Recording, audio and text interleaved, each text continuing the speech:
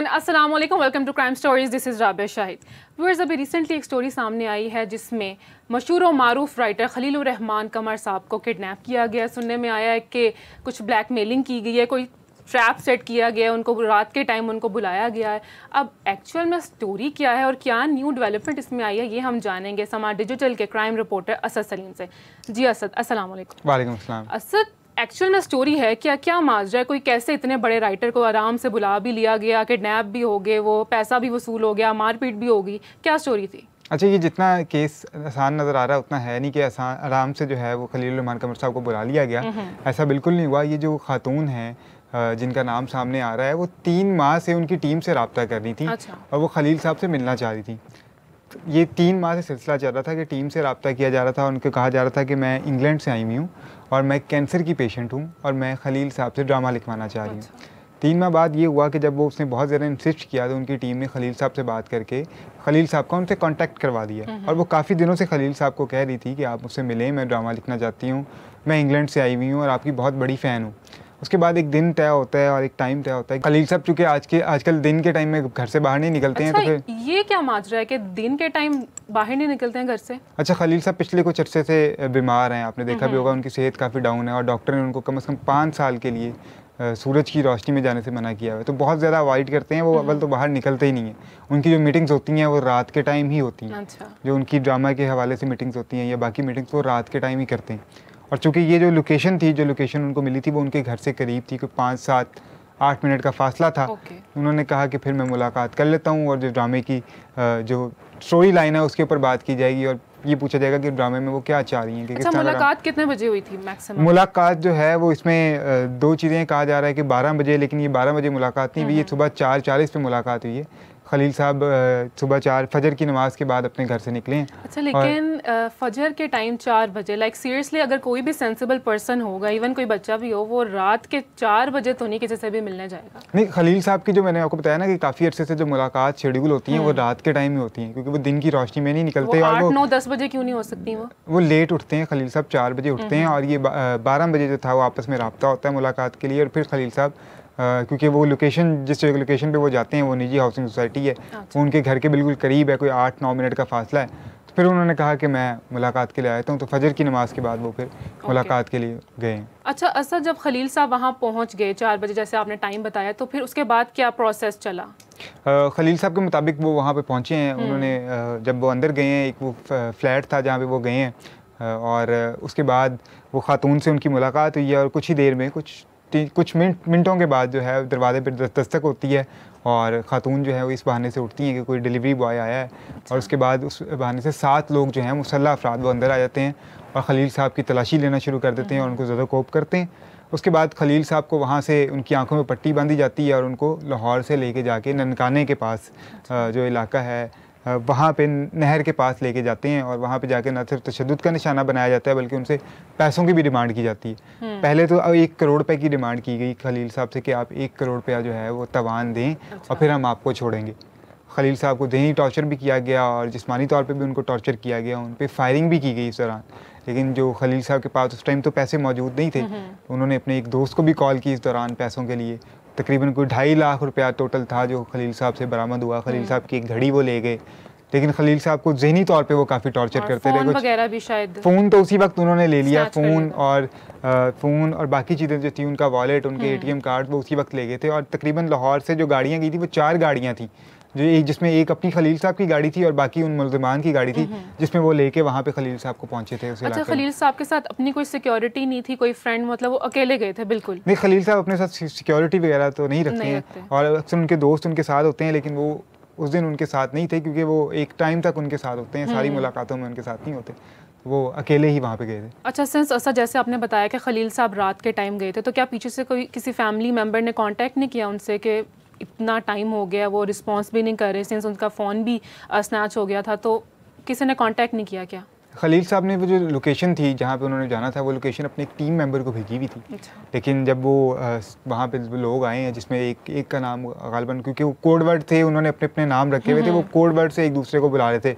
Hacker नाम था जिसका वो नाम हैकर लिया जा रहा था, उसने खलील साहब का फ़ोन ले लिया था और उसने जो खलील साहब ने जो लोकेशन भेजी हुई थी उसको सेंड कर दिया था। तो वो मैसेज को डिलीट कर दिया था, डिलीट फॉर ऑल कर दिया था। तो जब वो उनकी टीम मेंबर ने देखा तो वो लोकेशन उनके फ़ोन से प्रॉपर ट्रैप सेट किया गया था। प्रॉपर ट्रैप सेट किया गया था, हम इसको हनी ट्रैप भी कह सकते हैं।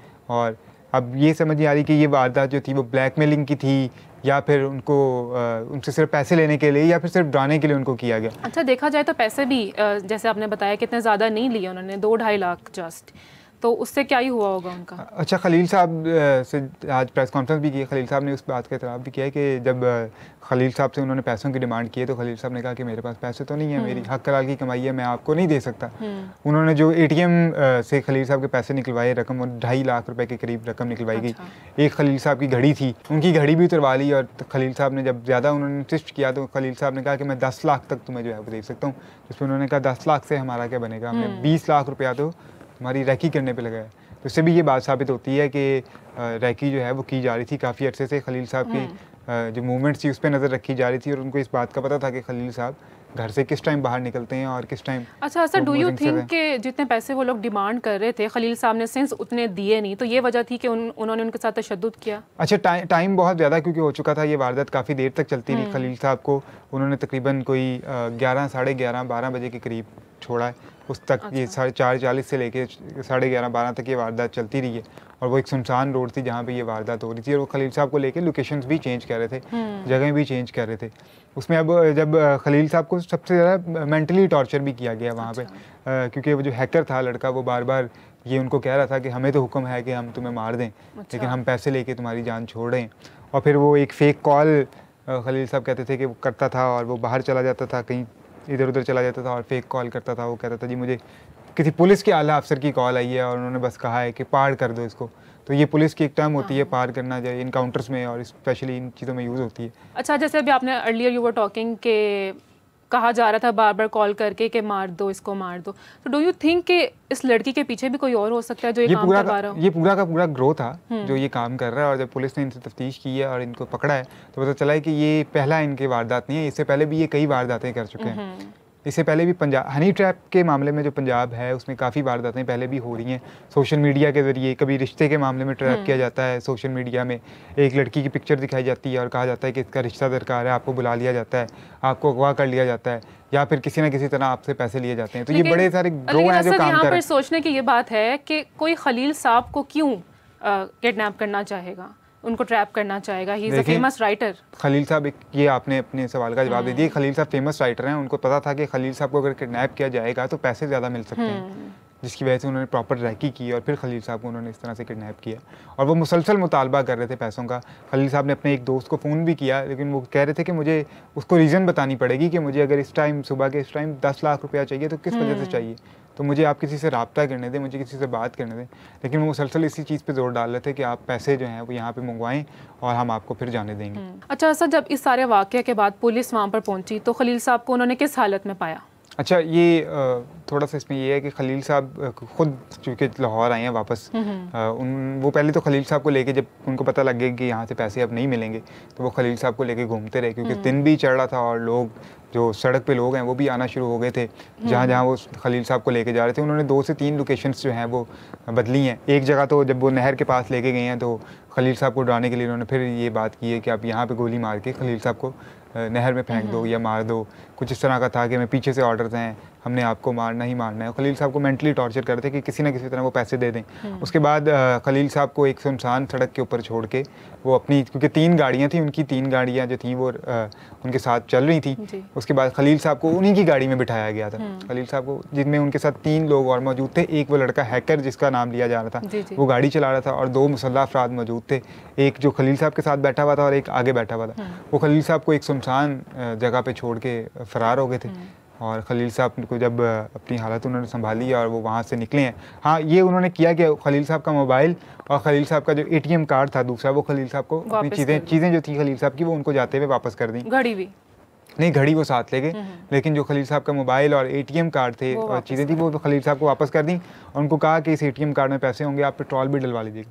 तो खलील साहब जब वहाँ से निकले हैं, क्योंकि उनके पास कैश तो था नहीं, वो सब वो ले चुके थे, तो वहाँ से आगे जाके उन्होंने किसी से पूछा रास्ता कि ये रास्ता कहाँ जा रहा है, तो फिर बताया गया कि यहाँ से लाहौर जो है वो इतने मोटरवे इतने किलोमीटर दूर है और फिर आप लाहौर पहुँच सकते हैं। तो फिर उसी ATM कार्ड से उन्होंने पेट्रोल डलवा के वापस खुद लाहौर पहुँचे हैं, तकरीबन कोई 12-1-2 बजे के करीब। अच्छा असद, सिंस अब खलील साहब ने प्रेस कॉन्फ्रेंस भी की है, तो क्या हालत है उनकी, अब वो स्टेबल हैं?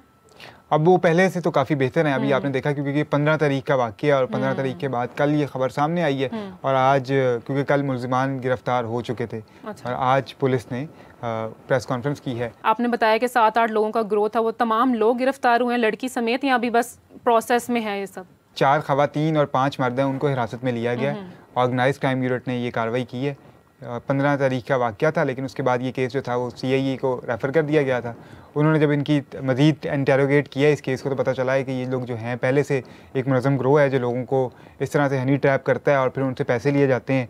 4 ख़वातीन इसमें शामिल हैं, 5 मर्द इसमें शामिल हैं और ये लोगों के साथ पहले भी इस तरह की वारदात कर चुके हैं। और एक और जो विक्टिम है वो भी अभी सामने आ गया, जिससे जो CIE के पास पहुंचा है और उसने कहा है कि मेरे साथ भी इन्हीं लोगों ने एक वारदात इस तरह की है। वेल नाज़रीन, तो ये थी एक्चुअल स्टोरी जो असद ने हमारे साथ शेयर की है और खलील साहब के साथ जो भी वाक़या पेश आया वो काफ़ी नाखुशगवार था और हम सब इसकी मज़म्मत ज़रूर करते हैं एंड आई होप जो कल्प्रिट्स हैं उनको सज़ा ज़रूर मिले। तो चलिए मुझे दीजिए इजाज़त, आपसे मुलाकात होगी नेक्स्ट स्टोरी में, तब तक के लिए अल्लाह हाफ़िज़।